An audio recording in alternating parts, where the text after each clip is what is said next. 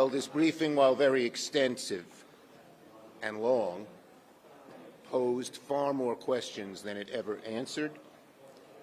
Their plan for the U.S. running Venezuela is vague, based on wishful thinking, and unsatisfying.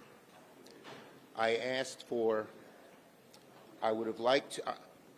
did not receive any assurances that we would not try to do the same thing in other countries.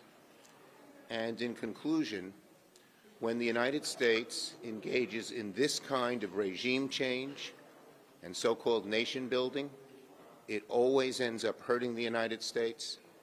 I left the briefing feeling that it would again. How much will it cost taxpayers, Senator Schumer? Who did the briefing say is running Venezuela?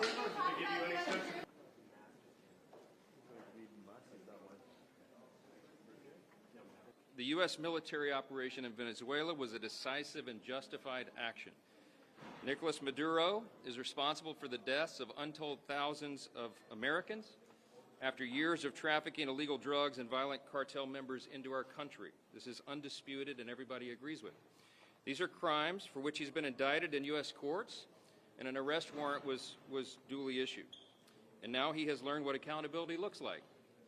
Under President Trump, the United States will no longer allow criminal regimes to profit from wreaking havoc and destruction on our country. He's putting Americans first and succeeding where others have failed, and this is very clear.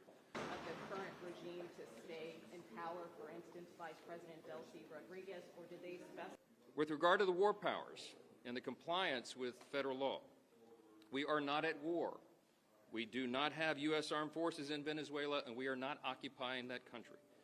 The Constitution gives Congress the power to declare war, that is true.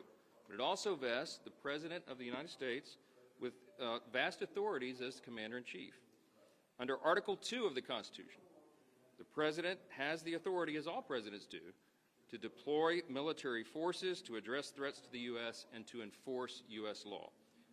The War Powers Act states that notification should be made to Congress within 48 hours following the initiation of hostilities. As we've noted, and I've made many public comments, that happened almost instantaneously here. My first call was at 4 a.m. by Secretary of State Rubio.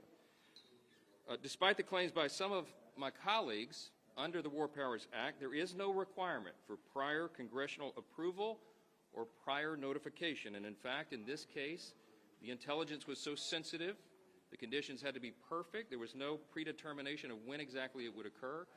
Their oil exports